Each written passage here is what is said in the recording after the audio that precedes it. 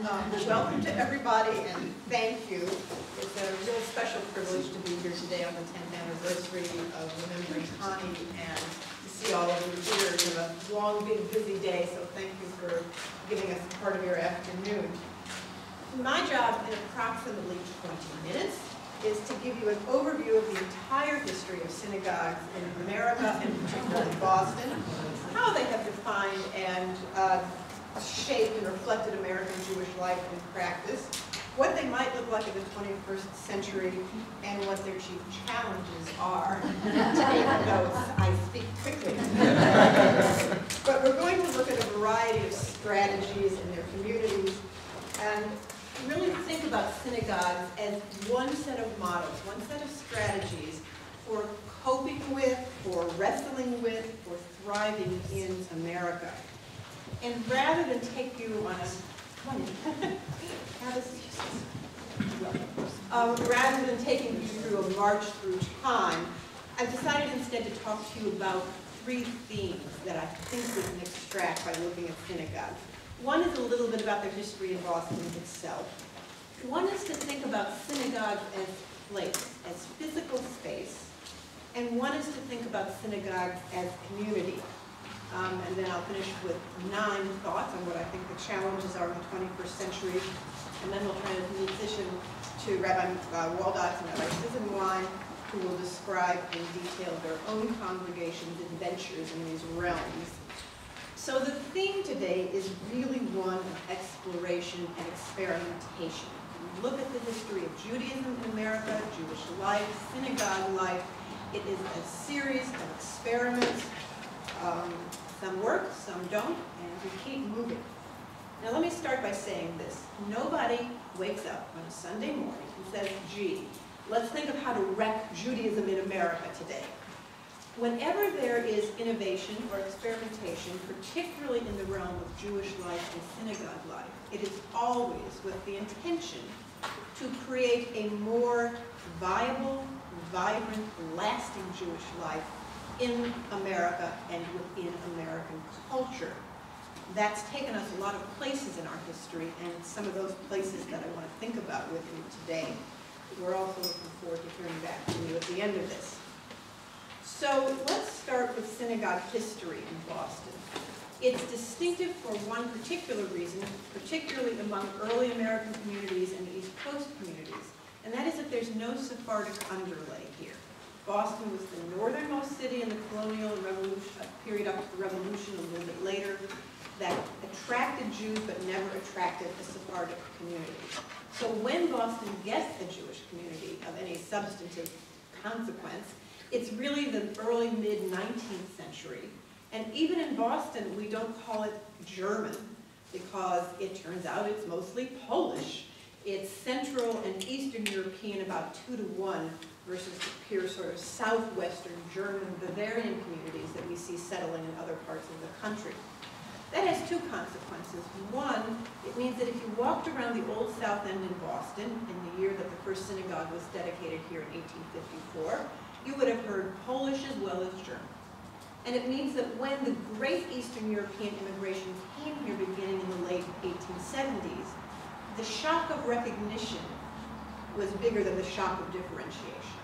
In New York, we hear all the time, in other cities we hear all the time about, quote, the tensions between German and Eastern European Jews.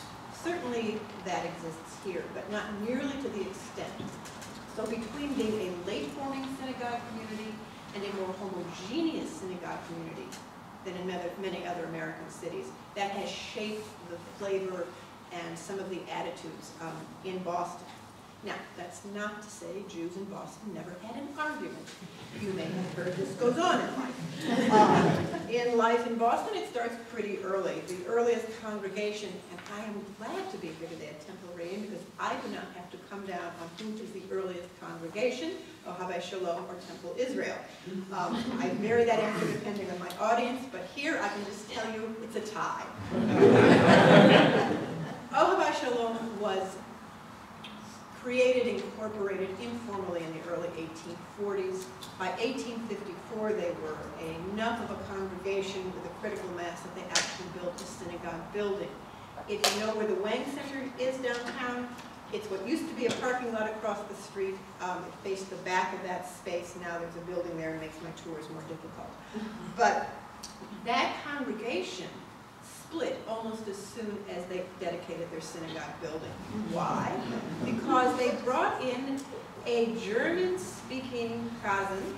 The Polish majority took dire exception. The German minority took the chazan, the Torah, the name, the treasury, marched down the street, rented space, and started all over again, but kept the name Ohave Shalom. Some of you know the story that when Judah Toro died in Newport and left $5,000 to the congregation Ohave Shalom in Boston, they both fought over it, went to the civil courts, which went nuts, couldn't figure it out, but decided, here's the lesson, if you own the building, you're legit. So the Ohave Shalom in the building got the $5,000, the name, and the German subcommittee took the name out of Israel, or Temple Israel.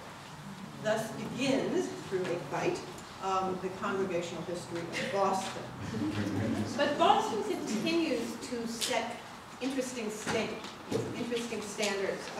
in synagogue history. I'm going to focus for a minute on rabbis. Because rabbis in America, no news, have a tough time. They get here late. Rabbis throughout America come way after Jewish immigration to Boston has already settled in, from New York to San Francisco. And where rabbis in Europe are central to a community, they come to communities that are already organized Jewishly. Hence the vast number of lay leaders in this room. It was the laity that created these congregations and the structures that support them. That's what it goes back to. When rabbis come, they have to cope with this very different reality of what it means to be a rabbi in a Jewish community. Let me give you a couple of examples of models. Again, none of them setting out to blow up Judaism in America, but trying to figure out how do we do this? How do we serve congregations that are already formed, that have particular personalities?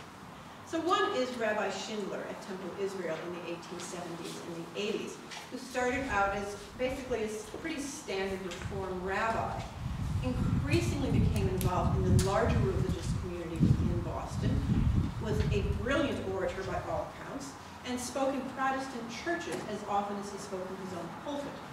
Now, when people often tell the story of Rabbi Schindler, they say, ooh, he became Protestant. He moved the services to Friday night, and then he moved them to Sunday morning, which indeed he did. But in America, anybody who's Jewish has an instant crisis, and it's called Shabbat. And if you are Shabbat observant and an immigrant in Boston in the late 19th century, you and your family might starve to death. Because if you are closed on Sunday, which all of Boston is, and you are observant on Saturday, and sundown comes at 4 o'clock on Friday, and you lose that half day, it's very hard to make a living. And what happens almost immediately is that many men begin to work on Saturday. And the women show up in larger numbers in the synagogue, but the men have a harder time. And so what Schindler does when you read his version of the experiment is he said, we tried to find a time when people could come because we'd rather have people in the pews than not. So we tried Friday night, but he writes, guess what? If people are going out on Friday night, they go to the theater. That didn't work. So then he tries Sunday morning. That works a little bit better, but still isn't exactly a whopping success. But it's that trying, it's that experimentation that Schindler is going through. His successor tried even more extreme measures. Schindler came back in the early 20th century and famously made a talk called Mistakes I Have Made.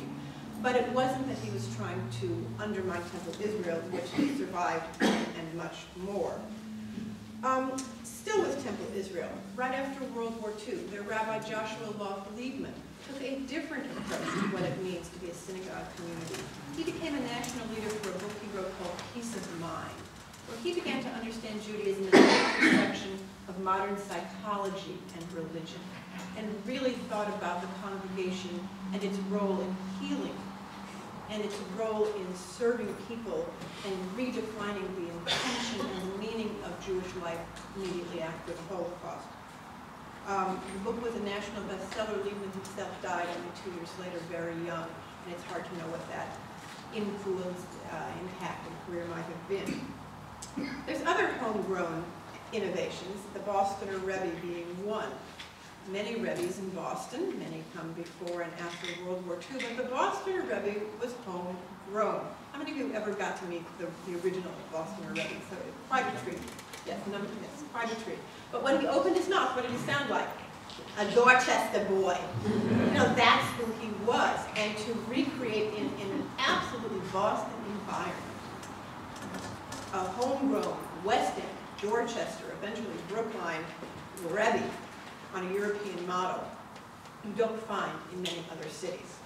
But Boston, being an open experimental place, allowed that. The other side of the Orthodox community, Rabbi Soloveitchik, of course, and his complete openness as a modern Orthodox rabbi. How many of you ever got to hear Rabbi Soloveitchik when he spoke? A great, great treat. He was still speaking when I first moved to Boston, and someone said, "Run, don't walk," and I ran over there and understood about 10% of what he was saying, but it was awfully impactful. So looking just at rabbis, those kinds of different models are really distinctive and important in Boston. Boston's also a city where there was never a central synagogue. In some cities, partly because of the smaller communities, there's one dominant congregation and everybody else kind of floats around them. Boston, for a variety of reasons, part of which is that it was so physically close together for so long, the Jewish communities. People belonged to multiple synagogues. We talk about trans-denominationalism now.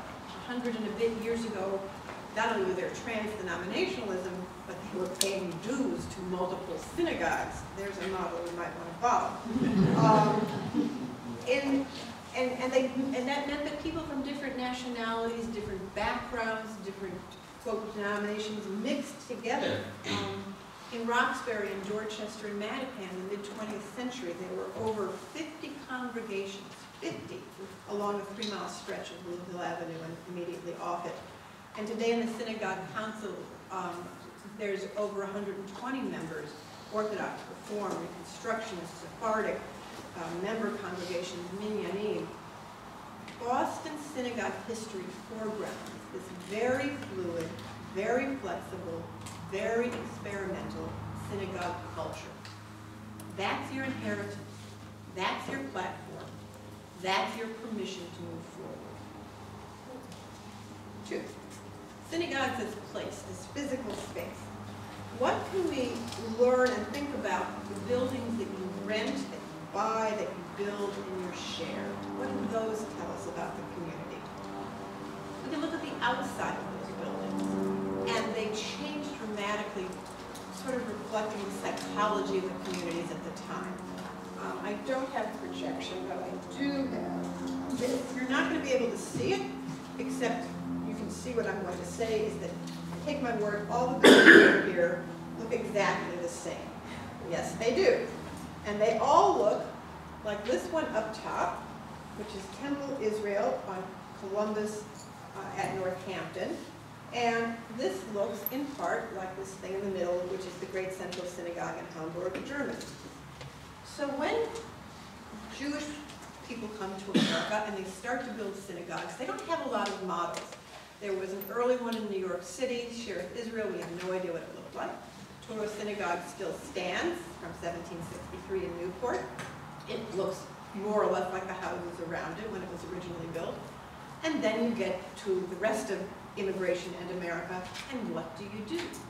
Well, in Boston, they look to 3 sources.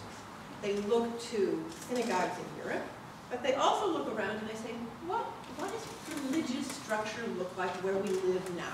So when someone says to religious structure in New England, what do you think? A white church, absolutely. So boom, up go the towers on the sides of these buildings and the peaks at the top. And then they look around, and they're in the middle of Boston, and they say, well, what does it really look like? We're in the middle of Catholic Boston, and Catholic architecture tended to be brick and square and blocky. So boom, we build brick, square, blocky, Protestant churches based on synagogues in Europe. And that's exactly what they do. That is the amalgam of how they understand themselves. They don't have other models, so all 3 feed. And in the front of all of these buildings is that big round rose window with the big Jewish star in it. And in none of those synagogues is that star in the sanctuary. It faces the street. It's Judaism in public, celebratory, confident. Jews in America are here to stay, and our face is public, excited, and proud. And that changes. Now think of Temple Israel on the Riverway. Temple Israel, originally I tell people there's supposed to be 2 Lincoln Memorials and the United States Capitol in between. They built the first Lincoln Memorial and ran out of money. My friend David Kaufman also says in 1938, then Rabbi Levy decided that Jewish money needed to be going to rescue the Jews of Germany and not to build the second Lincoln Memorial. When they finally get around to rebuilding the rest of the building in 1974, it's very different, right? It's a bunker. It's a defensive structure.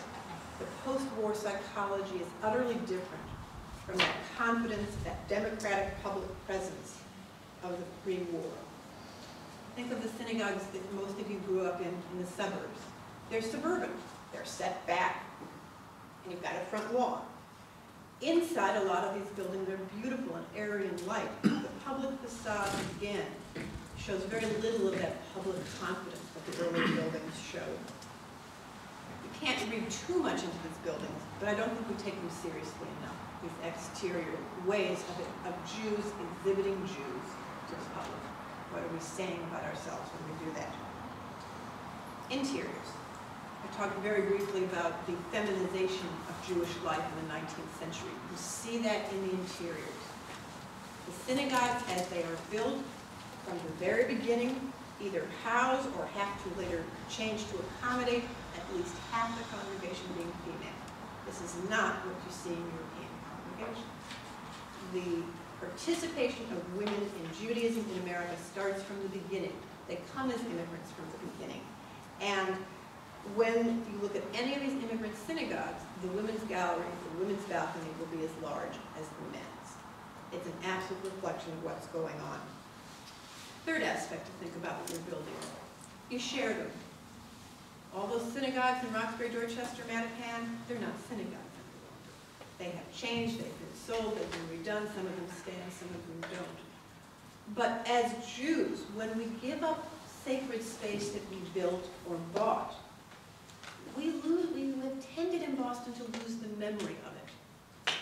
Don't start me. This is a 2-hour lecture, which I'm not going to give you, except to say, A, we have some responsibility to remember that history, but B, when we feel that we are disconnected from non-Jewish communities, or that we have a difficult history with Black communities, Muslim communities, whatever, Hispanic communities, whatever it is, one of the ways in, one of the open doors is because we have worshipped in and loved those same spaces. It's one of the ongoing messages of the tours that Alan and I give and many of you come with us. But sometimes, and when Israelis come here too, I tell them sometimes when conversation seems hopeless, go back to the building because there's so much common ground, so much same and shared intention, action through those buildings, that the buildings that we no longer inhabit are actually still in many ways our home and home base for really important conversations. Synagogues as communities. We talked a little bit about Boston and innovation, the multiple memberships. But Boston has a very distinguished history of firsts. I don't like to talk about firsts because someone's going to raise their hand and say, no, my grandmother did it before your grandmother. So I'm very cautious about firsts. But these I'm reasonably confident about. The Havurah movement, and Moshe will be talking about this as well, opened a physical space in Somerville in 1968. And we went back to photograph it in 1995 for the first edition of our book. It was still the same macrame and the same cushions on the floor. This is a congregation with a sense of self. It was fantastic. The Havurah movement, other cities will claim to have started it. I'm willing to come down in this case on Boston. I'll be one of the captains. Yes, we'll read the inspiration and Art Green and everybody else, but yes. I realize Brandeis is not a synagogue congregation, but coming out of having one chapel at Brandeis for the range of Jewish students there, comes an innovation in kosher dining, where at Brandeis, and this has become a model across the nation, in one big dining space, 2 lines, kosher, non-kosher, but everybody can sit at the same table, so that observance doesn't divide. A wonderful model for us to think about. The Minyanim movement, which again Moshe and Joel will both talk about, but it really began in Washington, D.C., New York, and Boston in the late 1990s, and it has so profoundly changed the landscape of worship and Jewish life in America. Can't not mention it. The Synagogue Council of Massachusetts itself, founded in 1941 as the Associated Synagogues of Massachusetts, this kind of organization that serves as an umbrella for denominations, now for trans-denominations, to meet and talk and tour and learn together. Why isn't everybody doing this? Massachusetts does. The growing conservative congregations in Massachusetts at a time when otherwise the conservative movement in the United States is in, depending on who you talk to, medium to major crisis. Not every conservative congregation in Massachusetts is thriving, but more here are holding their own than in other places across the United States. We're looking to see how and why, and what can push that along a little farther. And I want to mention the Hebrew College Rabbinical School, because I'm going to talk a minute about the care and feeding of rabbis, a very different model. And finally, just the range of congregations in Boston. All of the above, plus there's a humanistic congregation here, there's a meditation congregation here, there's a congregation that focus on songs. This is a very rich, varied, fluid community even today of synagogues. And I would urge you to go visit some of them if you're not used to synagogue hopping. All right, to the challenges. I'm going to quickly through those. And I have 9. 1, the denominational challenge for all synagogues. Do we want to stay with this denominational model in the 21st century? Do we want to protect ethnic congregations, multicultural congregations, or does everybody want to become kind of just Jewish? And the relationship of all of your synagogues to the national movements are increasingly challenging and complicated. Denominational affiliation in synagogues as well as churches throughout the United States is declining. It's not just in Jewish synagogues.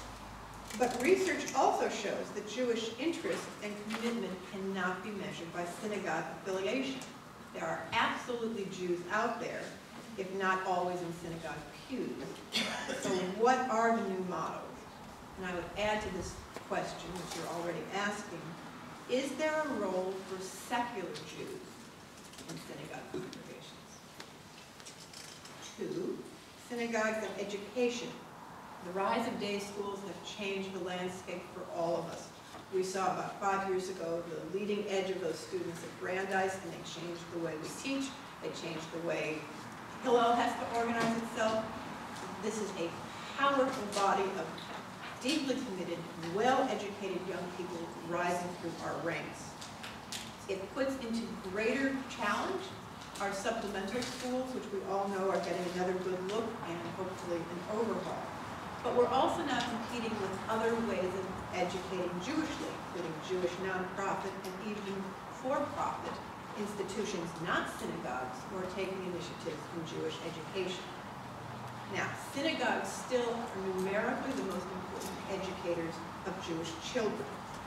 But how synagogues are going to respond to this very different landscape, this increasingly visible inequality of Jewish knowledge and preparedness, how synagogues are going to respond and make Jewish education exciting, affordable, high quality, a priority, and relevant is a major question everyone needs to answer. The role of women will continue to drive key questions. The Orthodox communities continue to fracture along this line. But if you want to look for one of the most exciting places in American Judaism right now, look along the intersection of modern Orthodox and Conservadox, because that is where some of the most exciting thinking is going on about not only the role of women but the role of observance still in a modernizing American society. 4, the role of men. We talked about the feminization of Judaism in the 19th century. Research has shown it to be reoccurring in the early 21st century, and Sylvia Fishman and many others are writing about where are the men in the synagogues, particularly the Reform and the conservative movements. So where are the men? And we don't want no men. This is something to take a good look at and good think about. 5, synagogues and denominations as advocates. The role of a congregation as an advocate for social or political issues, economic issues, and for Israel. Is that a role you want to take? How do you manage that conversation in your community? What is the responsibility? Israel, of course, is extra complicated because in public, synagogues and congregations are supportive of Israel, but internally there are complicated conversations about politics, about the place of non-Orthodox in Israel, women's issues, and so on. Make your list. 6, the rise of lay-led congregations and the future of rabbis. So we know that the New Reyim movement is influential, important, and strong. It will continue. It started in Boston. It's not going anywhere. Plus, younger rabbis, as we all know, are increasingly not going into pulpits. So hiring rabbis is increasingly challenged, I don't need to tell you. How are we going to train rabbis for what? This is something that will have an enormous effect on congregations, and do you even need a rabbi? I'm willing to put that question on the table. Which brings me to number 7, the human factor, rabbis, the care and feeding thereof. What we expect of them and how they envision their role don't necessarily match any longer. We make this job too hard on too many of them. And it is absolutely a challenge for the board and congregations and institutions not only to think about how we want to train our rabbis, how are we going to make for them within our congregations lives that they can actually live. 8. And here's my main takeaway for you. I think congregations need to become more campish. Jewish day and overnight camps have the most impact, we've measured this, on young people's affection for, attachment to, commitment to Judaism and Jewish life. We certainly know for Israel that reads Birthright Ugly. Both of these programs, Jewish Camp and Birthright, are immersive Jewish experiences. They are the most fun, the most relevant, the most impactful, and research out of the Cohen Center is now showing that all of this actually lasts. This is the model that seems to work for engaging young Jewish people. So I ask you, how can synagogues, how can your congregations become more immersive, more camp-like institutions? And 9, just for free, because I'm a historian and they'd fire me if I didn't say it, we need to do a better job of simply preserving the history and the legacy of our own congregations. We don't have an archival committee. All right. The good news is that Jews in the early 21st century are indeed Jewishly identified and even connected. The challenge for synagogue communities is to connect with the connected. My colleagues on this table are among the great connectors and innovators in a long, proud history of Boston Synagogue, innovation, success, and national leadership, and we will hear from them, their ideas and practices of new model synagogue in the 21st century, and then we'll hear from you. So thank you very much.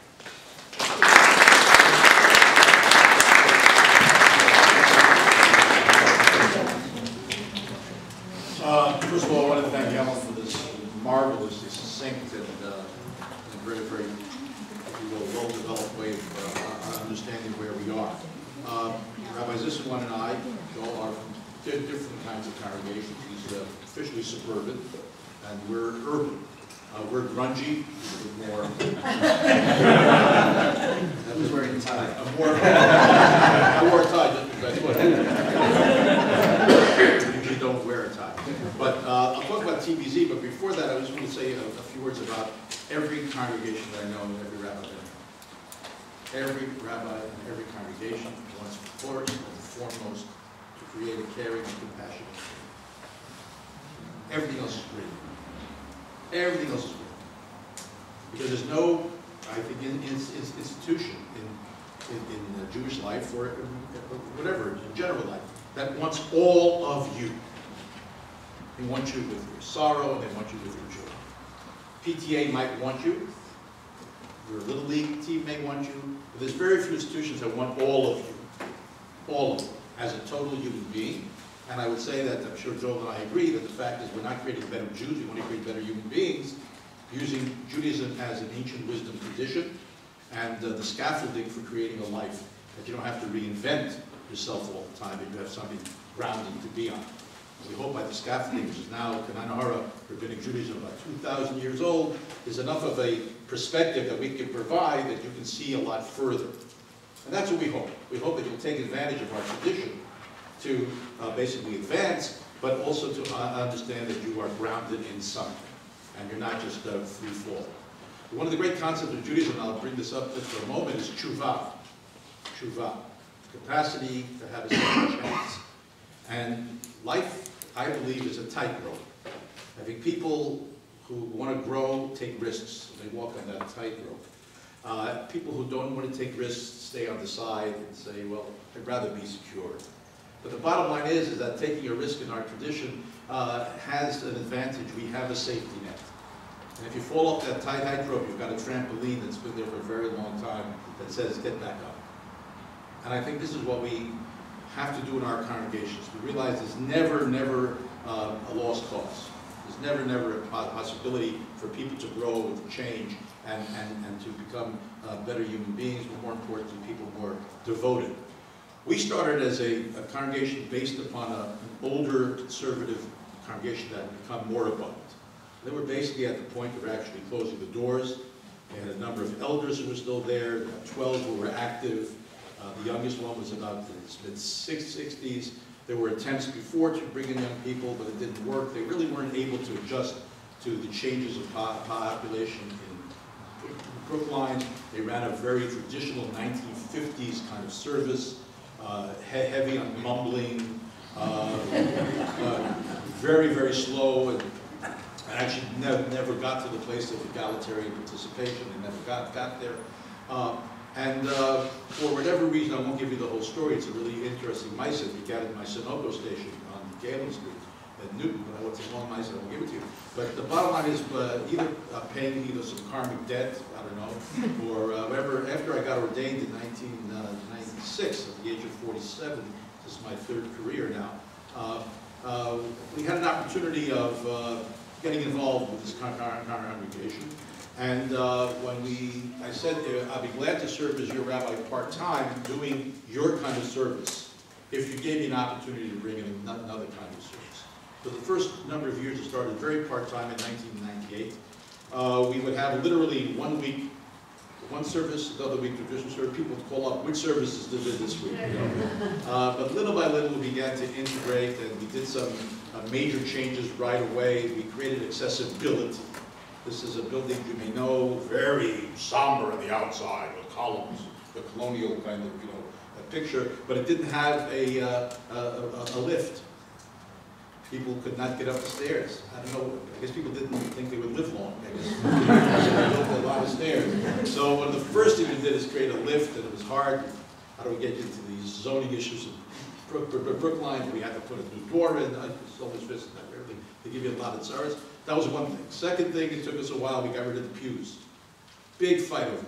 And I kept saying, more Jewish, less Pewish. That's what it was a bit of a struggle, and for about 3 years we had half pews and half chairs. A few of the elders were sure we would go back to the pews. They could not believe it. Of course, we created another space. We took down the bimah. The bimah was the traditional conservative bimah. It was up high. It had literally a chain in front of it. And you entered from the sides. There was no direct access. The bimah was in front of this beautiful ark, beautiful mosaic ark, which could not be seen. And it was quite clear. One of the first things we had to do was basically bring everything down. to the congregation. My colleague and I do not sit in any rabbinic place. We sit with the congregation. Some of the elders have a lot of problems with that.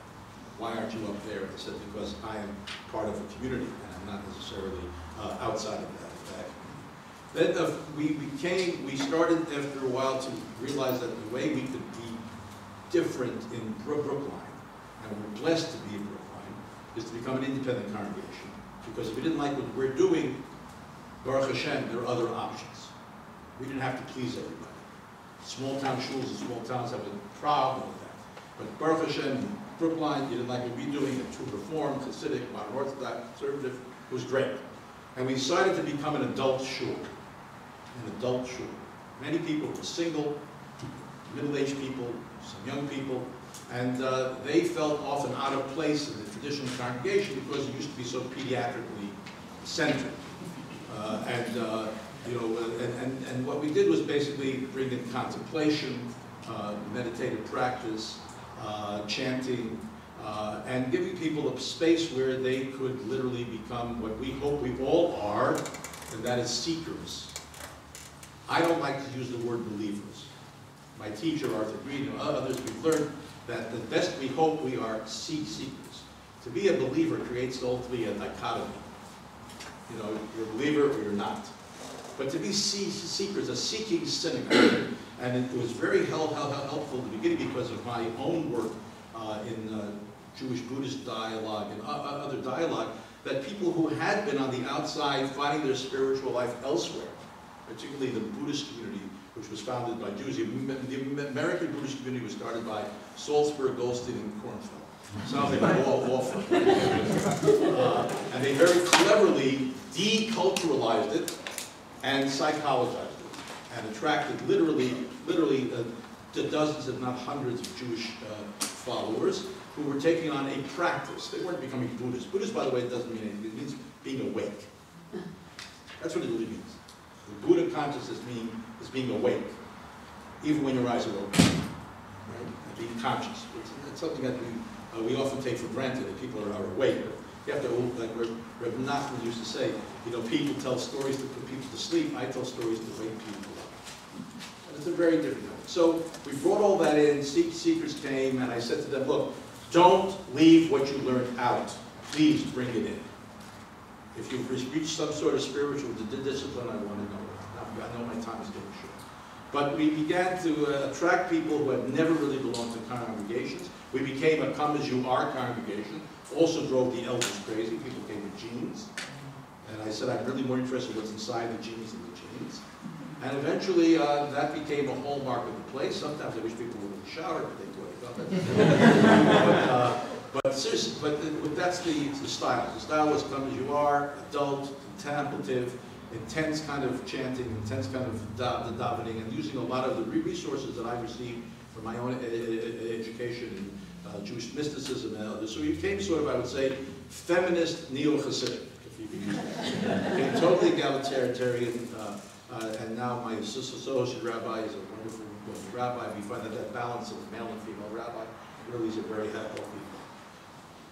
Because of my colleague, I give her a lot of credit for this, Claudia Trayman, when she came on, being a younger woman who was starting a family, she began to attract younger people and families. And that led to a period of about a year or two, I would think, of a kind of a friction between our adult community and the family. We're finally, I think, working much better on integrating that, and we hope that, personally, it gives me a lot of nachas, because there are now kids being born. Today I was at a baby name. Whether I'll be there for the kid's wedding, oh, who knows.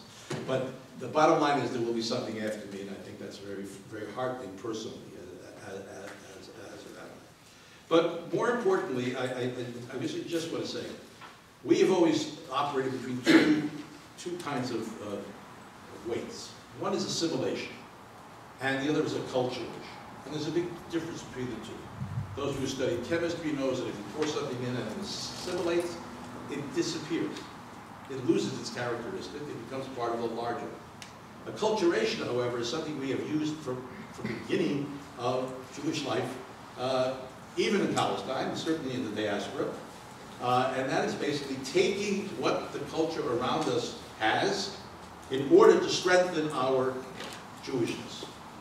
When Maimonides took in Aristotelianism and Philo translated things and gave commentaries in Greek, all of that meant that we wanted to use the culture we were in to make sure we would survive as a people.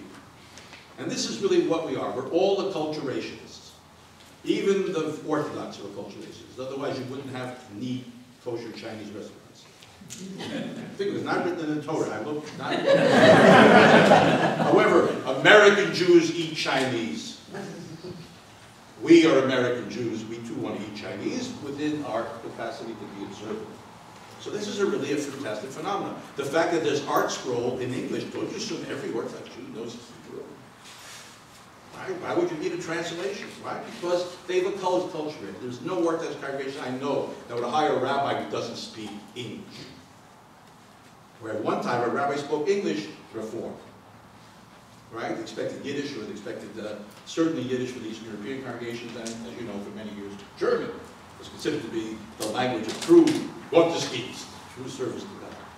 So we acculturated as well by taking in, I would say, some of the beginnings of what started in 1968, this opening up, if you will, of spiritual seeking. And that spiritual seeking, as I said, took many, many different forms. And I believe that every congregation is a living, breathing organism. And there's no need necessarily always to think about, how can we change ourselves? You are changing all the time anyway. There is no organism that doesn't change. There is no organism that doesn't seek nutrients in order to survive. The question is, and this is really the challenge, and I'll stop right here.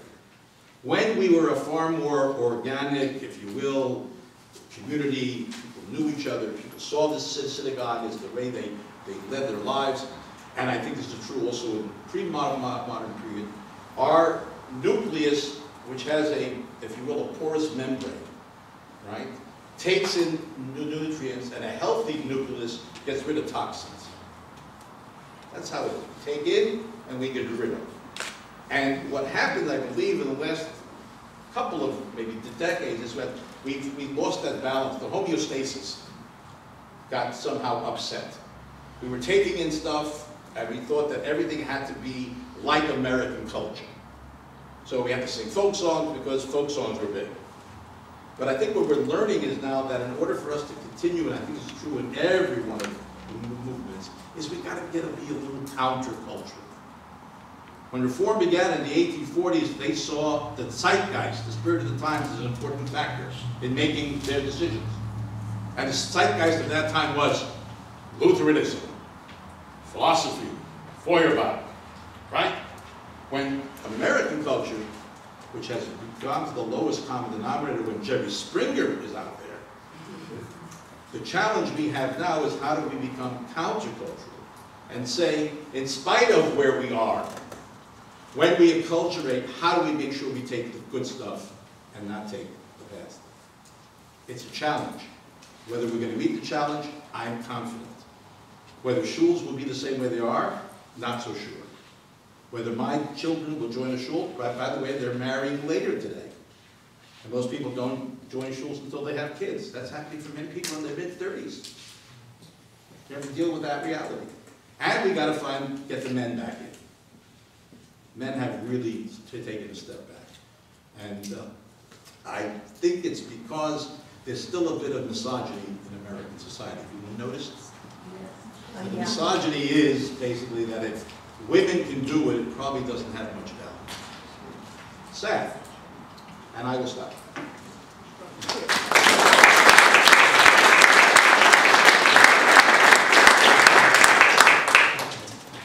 I will be very brief, largely because Moshe's experience is very similar to mine, and I believe the needs of the synagogue are very similar as well. Plus, my kids are reading in the library and doing their homework, and I promise them I will return. Anyway, I'm Joel Sisenwine, and I want to thank all of you for being here. I want to thank Ellen and Moshe for their presentations, and Ellen for the Synagogue Council, as I'm a big believer in the synagogue. There are many wonderful Jewish organizations out there that feed Jews and defend Jews and care for Jews very deeply, and they're wonderful places. But the synagogue is, for me, the place that makes Jews. And as Moshe said, what needs to take place is they need to be caring for these deeply sacred places where we study and learn, explore ethics and values, where we reach out to something higher than ourselves and care for others. And as I tell my community, by joining together with other folks, we become better people than we could ever be, were we to be on our own. And so, I just want to share a few quick anecdotes. One, in light of my community, just a brief word. We are in Wellesley, the only synagogue in Wellesley. That was a countercultural statement in 1960. It was a very small place. The story goes, there was a vote whether they would affiliate with the conservative or the reform movement, and the reform movement won by 1 vote. And so in the bylaws, there is written in that one must wear kippah and talit on the bima, which is antithetical to the autonomy of Reform Judaism, but that was the nod at the time in this agreement, that they would hire a reform rabbi but use a conservative prayer book at that time. And I still have the prayer books from Mishkan Tefillah that were loaned initially, so we have a couple that remain. The synagogue has grown, over the last 10 years, we've grown from about 500 families to over 1,100 families. So we're in a period of great growth, and I think it's largely because it's a place that people come to for comfort and growth. Which reminds me of a story. When I first started 10 years ago, a parent came into my office and said, "Rabbi, my family goes to Vermont every weekend from late November to early March. That means they're going to miss Sunday school. What are you going to do about it?" And she came for battle. And immediately I had to say, so what are we hoping to achieve here? Oh, you want to have restful weekends in Vermont? That's great. I love Vermont. In fact, God's in Vermont too. In fact, I know families that once they even cross the border into Vermont, they relax. It's strange. All you have to do is see the sign. I know families that hardly speak to each other all week, but when they spend a weekend in Vermont, suddenly they spend family time, time of great meaning. I want that for you. And suddenly, the whole conversation shifted.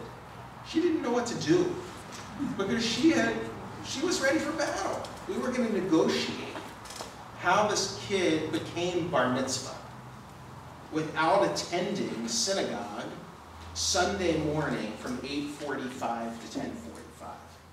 As though I had a set of hoops that a child needed to jump through to receive the grand reward.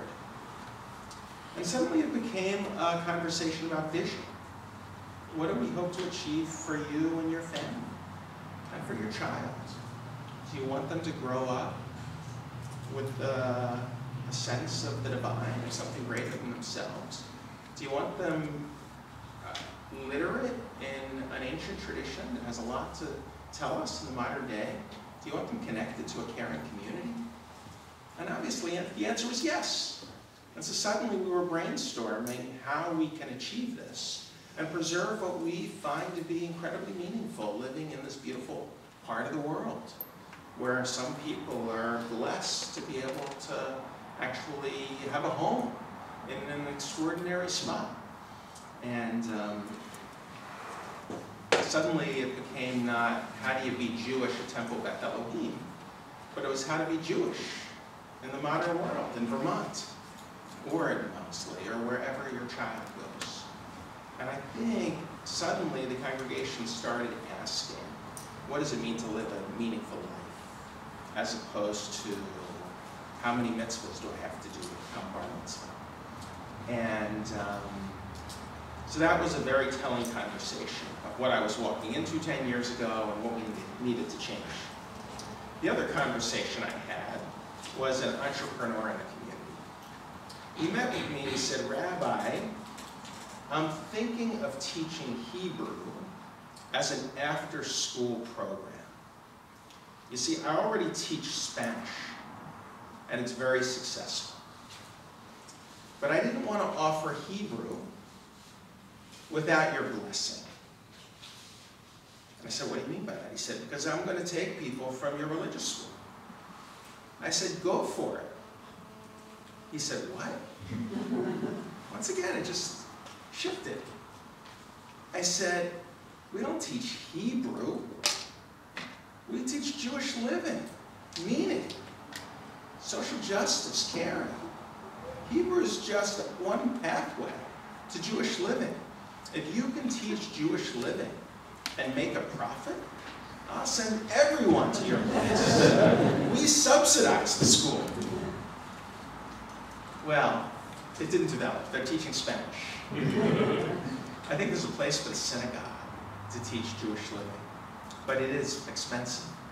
You can't really make money, or at least no one's really figured it out. We have. We subsidize our Jewish living programs. And so then the question becomes, which is one of the great challenges, which is cost. To be visionary and not budget-driven.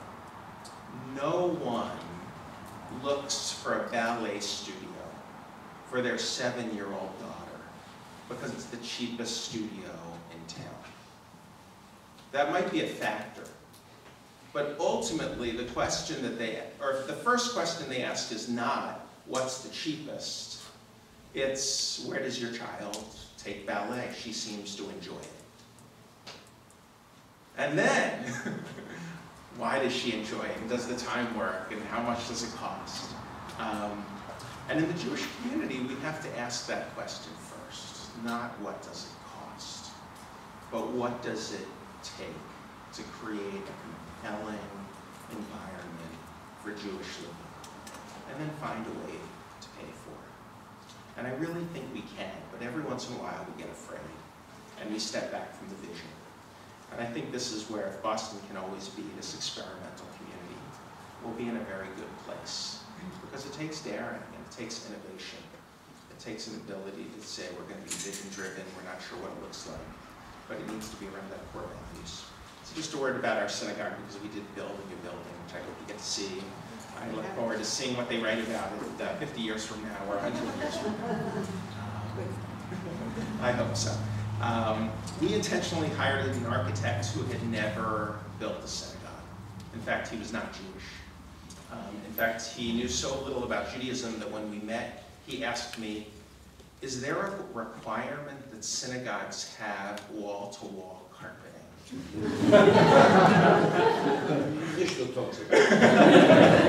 Because so many, I said, what are you talking about? He said, so many synagogues that we visited have wall-to-wall carpeting. Churches don't have as much wall-to-wall carpeting. He was questioning every assumption. And so our hope was that he would help us dream. And so we studied in Israel together, and we studied the Jews of Boston, and we studied sacred architecture. And we wanted a building that embraced the core values of the world stands on 3 things.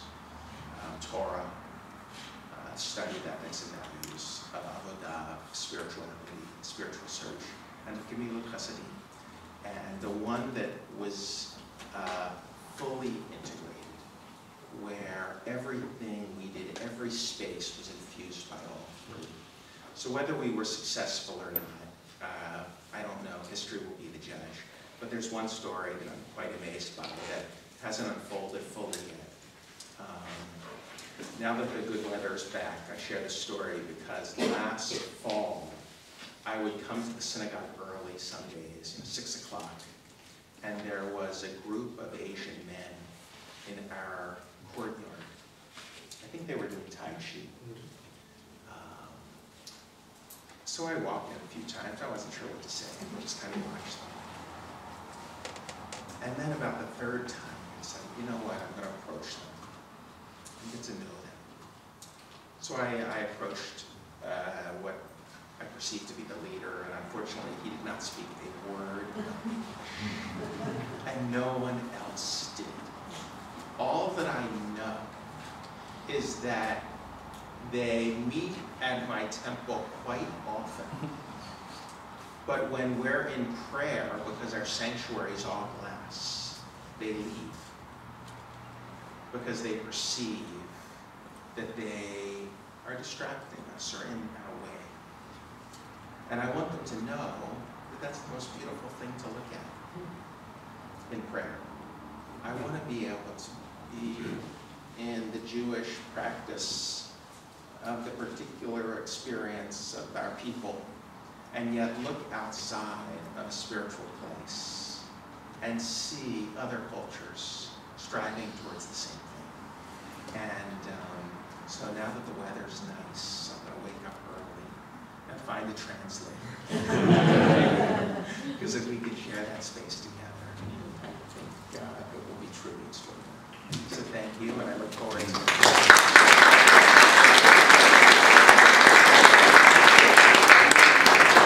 All right, we have about 20-25 minutes for your questions and comments. So feel free to keep them short if you can, so we can have active participation, but take it away. You can ask a question generally, ask it to a specific person, please do. Yes, and please identify yourself who you are. Okay, my name is Greta Rasky. I attend Temple Israel in Sharon. Hi, Rob. Moshe, it was your last comment I find interesting. I have a retort. I don't know if I necessarily agree with the reason about the sparsity of men. I know at least for Marshall we have a great participation from males.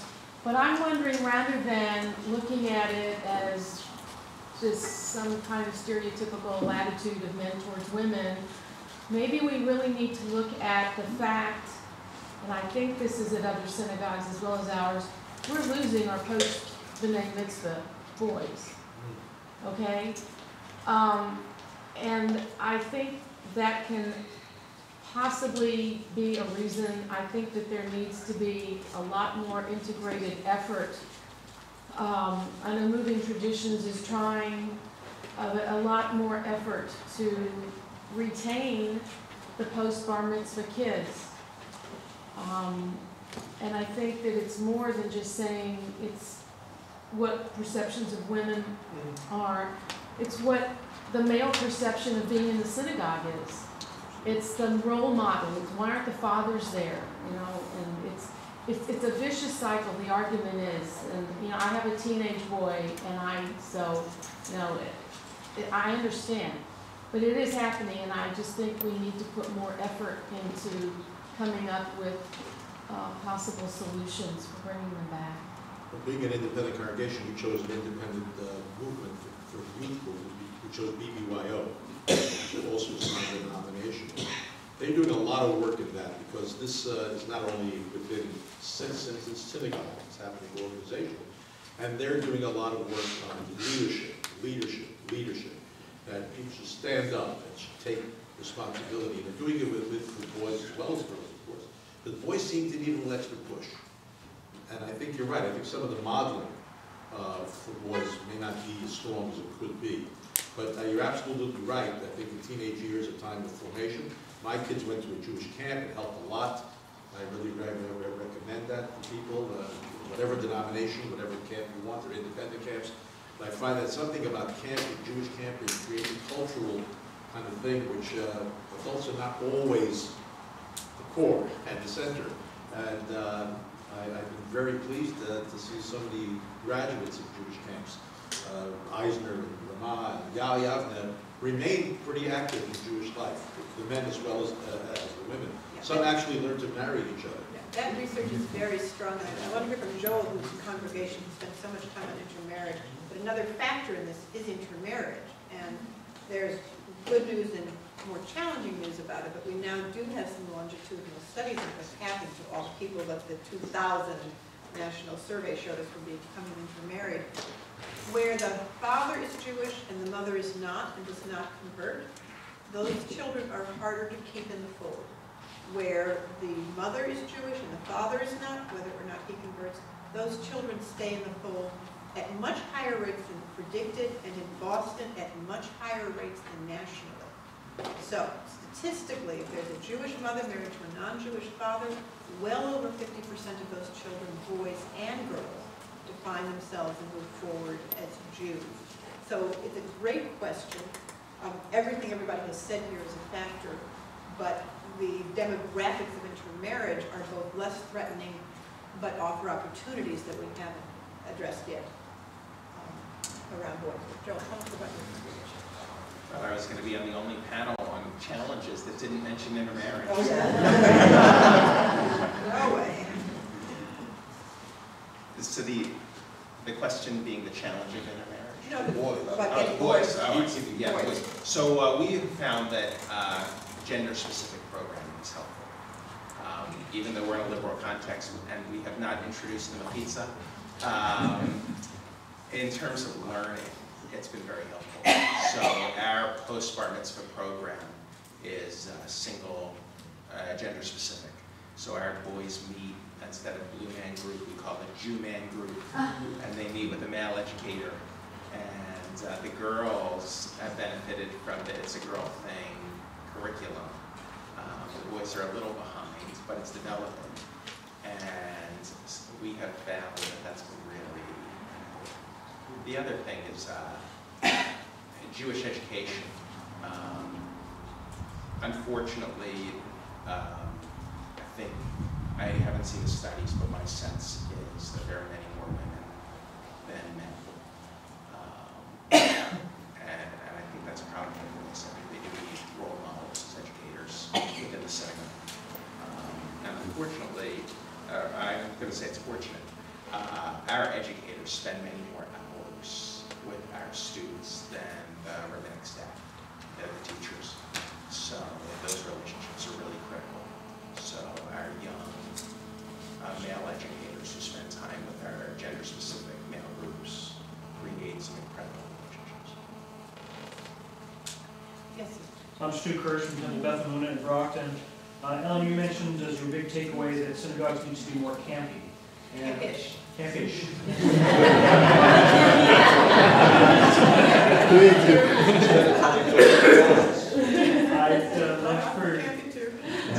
I'd love for the three of you to expound on a bit more about the successes that you've had or seen in bringing camp experience and camp type programming into synagogues with successes.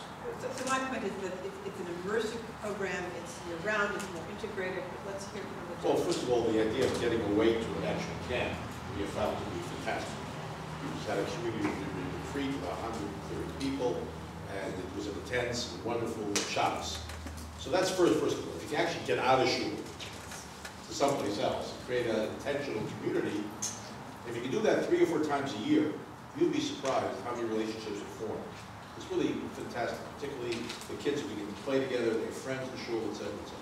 So that's one way. Actually go to camp, have bonfires, do things that you do in camp, rope courses, we do all that stuff. We found a very good camp, by the way, in Sandwich, Camp Burgess, run by the Y, right? The Y and CH. Really take advantage of that. That's one thing. Second, and this is the kind of thing that, is how do you get people, and that's the nice thing about camp was, because there weren't that many adults around, kids were less self-conscious about being participatory. So I think both Joel and we worked very hard on making sure that that synagogue experience is not spectator, that people sing a lot, that people are allowed to move around. We actually have a part of our service, we ask people to leave their pews and find a place for themselves to do the Amidah, for instance. Just the idea that you can't only be moved spiritually, you should have to be moved physically. The idea of movement, the idea of involvement, the idea of singing. I tried the bonfire in the building, it didn't work. They thought we were returning to offering korbanot. But if we did offer korbanot, barbecue, we get a lot of folks in. We also do outdoor services during the summer, which is very important. We have a thing called Barflu with barbecue, and it attracts so many people. It's really amazing. We are not our normal attendees. It's outside, and we do something park. But I'm saying all of you have possibilities wherever you are to take it out into the environment. And I think that's what we're talking about. We're talking about getting out of a building. You know, remember, all these prayers that we have were not based upon being in a building. It was based upon seeing the sunrise and going, wow! Whenever we get ready to wow. And it gets dark. Oh, it's getting dark. We should pay attention to that. And because we're in buildings, it's harder and harder to have that contact. So that's one thing to try to do. I think they do a terrific job at Bethel by having a glass wall, which allows you to go and see the outside, even if you're not out there physically. Not over our buildings, permit that, etc. L'chadodi, when we turn to face, right? When we turn to face and Bowie Kala, we go outside on the steps and sing. It's Beacon Street, it's not the field to Safed.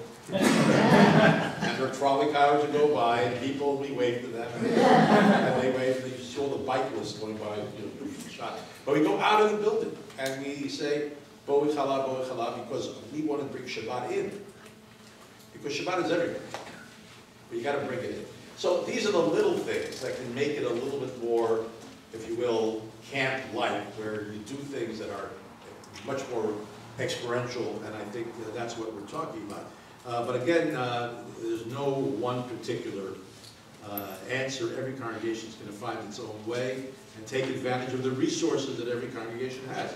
Some of you, thank God, have congregations in very beautiful settings, and I would hope that you would take advantage of that. Let me just add on, I love that comment, campus. It's something we think a lot about at Beth Elohim.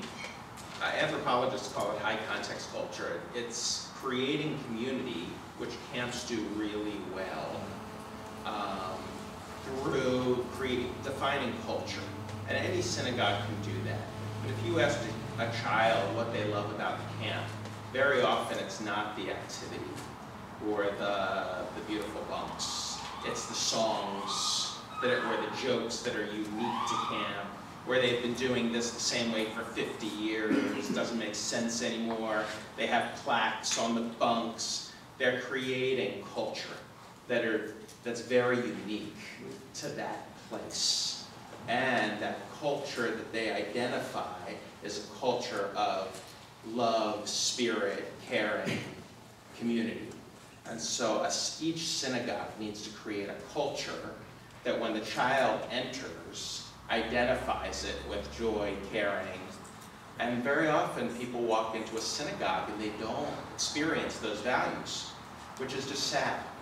And we can do better, as opposed to feeling I've come up short or I'm inadequate, to feel a loving embrace, which I think camps do really well. And one more thing I would add about campishness. It's not just immersive. As Joel's saying, it's integrative. So you go back to the same thing every year. You wouldn't put up with it in your own life, but so maybe the bathrooms aren't tip-top. But you're overlaying your own experience on something that is rock solid and traditional, and you are adding to that tradition. And the other thing I would add, and Joel's exactly right anthropologically, this high content act. I would also add to that high content and high context. So we'll give it 3 C's. But it is a hierarchical world. And if you really love camp, what you want to do is not only go back and back and back, but you aspire to rise through it. So you become a bunk leader, a counselor, and you are aspiring ultimately to become a leader in that world. That's also camp. How to create that in a synagogue where, everybody points out there's many things pulling when you're not locked away in the woods somewhere. But those are the kinds of models, those are the kinds of goals that are getting very exciting for people to start. Dan Schneider from Temple Shipyard in Wayland. I was really sort of hypnotized by, Joel, your discussion of the Vermont conversation you had. Because it seems to me that whether we're talking about keeping post-B'nai Mitzvah kids involved, adult education, participation in services, participation in brotherhood, sisterhood, at the end of the day, we're always in competition with something else. whether it's soccer or in the summer. On the one hand, family camp sounds great, but gee, half of Wayland, half of the congregation has a home on the Cape, Nantucket, Vermont. They're at their own family camp. It's called their family. And how can we creatively break out of the, well, what's more important to you? Being a member of this Jewish community or skiing? Not creating the dichotomy. You can ski Jewishly as well, with consciousness. Some right point. And I mean that. The dichotomy is really troubling. One thing is to leave the synagogue, ultimately. We want them to live Jewish lives wherever they are. Skiing can be a holy activity. It really can, being out in nature. I mean, it can open up the mind to an incredible blessing. So I don't think it has to be either or, and I think when we create the either or, it becomes problematic. I'll share one thing that I do think about culture in congregational life, which is one of the risks of liberal congregations. I was once on a panel with a Hillel rabbi, an Orthodox Hillel rabbi, and he said something that stuck with me that was very profound. And he didn't mean to poke the conservative and the reform rabbi, but he did. And he did it quite well. So much so that I remember it. He said, when the reform and conservative kids come to Hillel, they love their rabbi. They love their synagogue. That's who I see at Hillel. They just had the greatest nifty USY. They can tell me their rabbi. He said, the Orthodox kid that comes to Hillel can't even tell me the name of their rabbi. They're connected to Torah, which goes with them wherever they are. Now, granted, it was overly simplistic, and I thought it was a little unfair at the time on his part. But it stuck with me because we can't think that the synagogue needs to be the dominant relationship for our children. That Jewish living can take place anywhere, on the ski slopes, in the restaurant, because ultimately they'll be in those places, maybe even more than in the synagogue. And that's okay.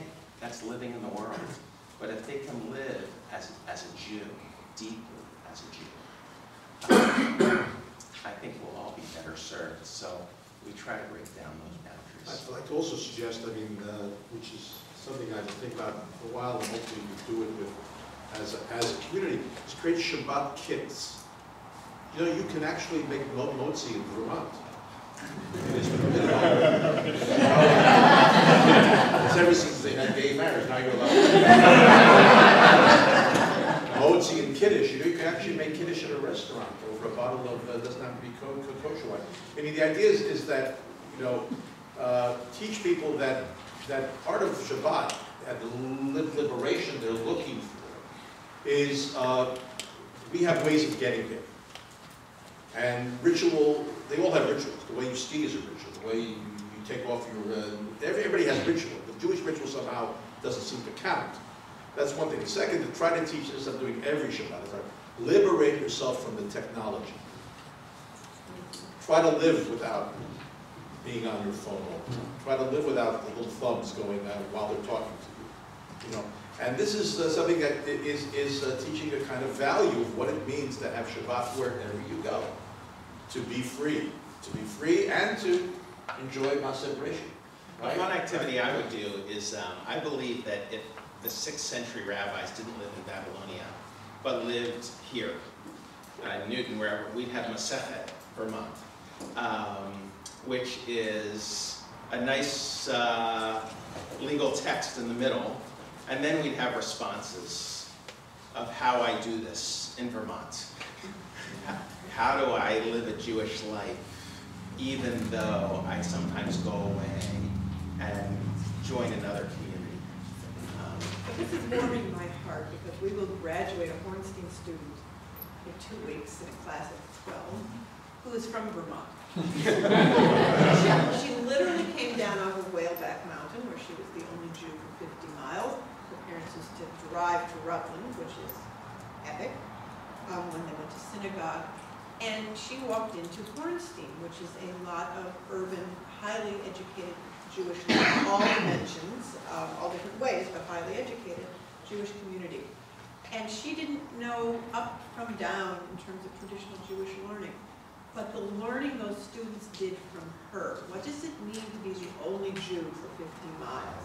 What does it mean to be in a family that got her to Brandeis, to Hornstein, as a Jew? How did that happen on Whaleback Mountain in Vermont? And her own recognition after the 2 years that the way she's Jewish is just fine, that the crisis of those first months passed, that she is as legitimate as the Orthodox seeker from New York who's trying to figure out where he belongs on the planet. So these are wonderful observations. Do we value that? Do we prize that in the people in our congregations? When we say we're open, we're trans-denominational, is that about belief, or is that about how we live? And are we helping people to live, or helping people to learn a particular thing? Very different visions and roles for what a congregation is, and in two congregations that behave and look demographically very differently, you're hearing very much the same thing.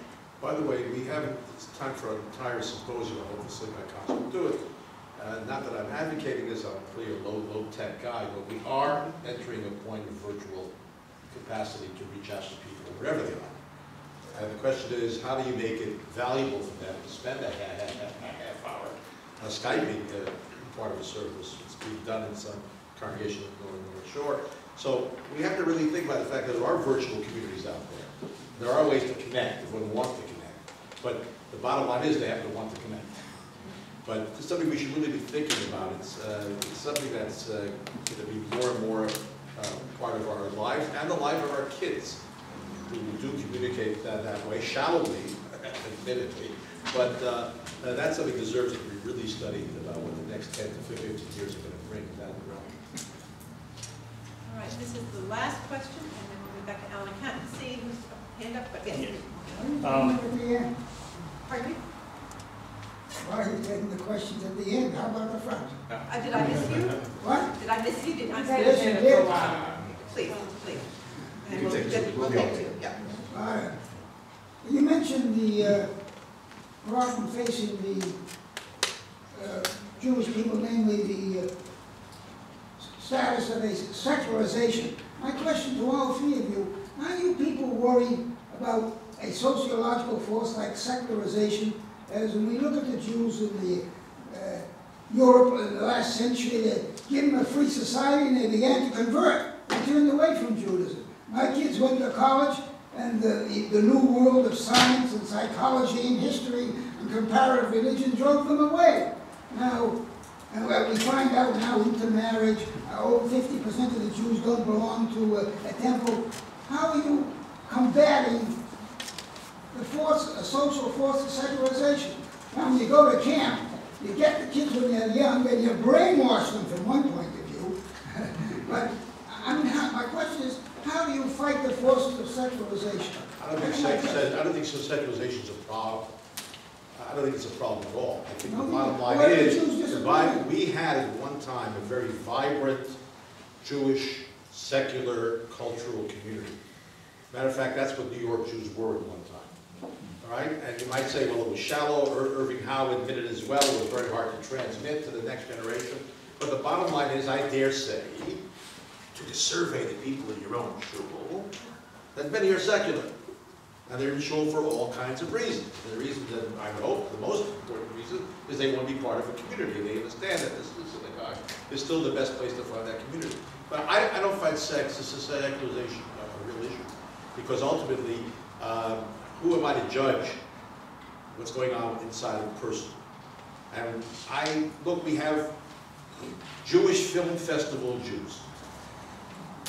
Right? That's their high holidays, November. And the fact that they're bothering to stand online to watch Jewish films, I might say, well, I'd love to see them in shul. On the other hand, I'm very pleased that they are supporting so many cultural and secular endeavors within Jewish life. So I don't see these as antagonistic. I see that every person has the capacity to grow and change, and if a person says they're secular now, they may not be secular tomorrow. A person says, I'm religious today. It's just that it isn't that cut and dry. There's a real place in between, and the main thing is never to close your doors, never to see your congregation as something that has any problem with presenting a cultural form of Judaism as well. We show films in our congregation. People come to see a film. Now, is that a religious thing they did? I don't know. Doesn't matter to me. The fact is that they are interested in maintaining a connection with Jewish culture. For us, this is a vitally important thing. So I don't take that, the secularization thing, all that as a, how should I say, as a threat. Real quickly, historically, this era is no different in America, certainly, than any other era. We're going to look for the eras of the highest intermarriage rate. It's a long time ago. It's not now. All of these kinds of trends have existed historically in America the whole way through, and Judaism, in many guises, has survived the whole way through. The core of your question is important. How do you keep people from wandering off and not coming back?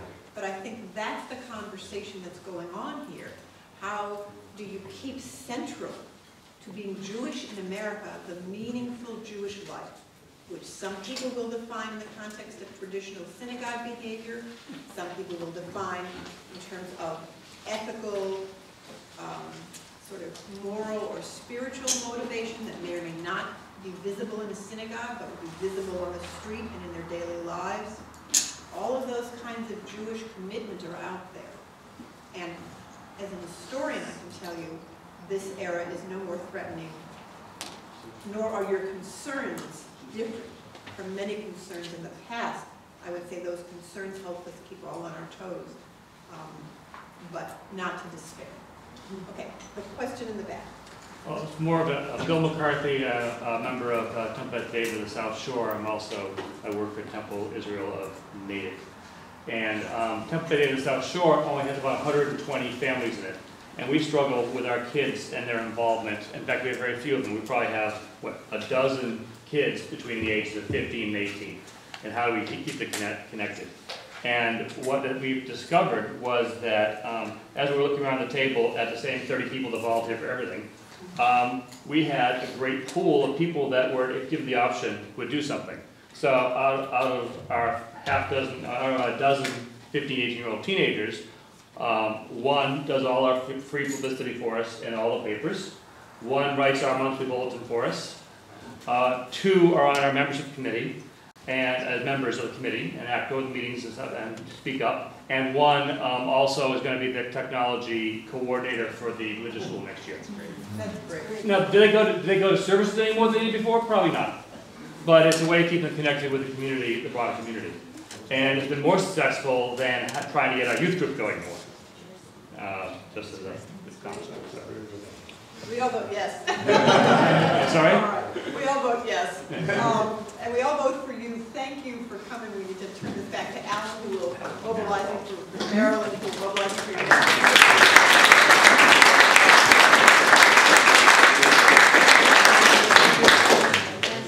Ellen, thank you first of all for that first section of the opening session, just crystallizing everything so beautifully, and to Rabbis Waldoks and Rabbi Sisenwine. I'm actually a member of TBZ, so I'm like, belling through some of these great innovations that I get to enjoy. For really starting us off today with a bang. It's just been wonderful. Thank you so much. So.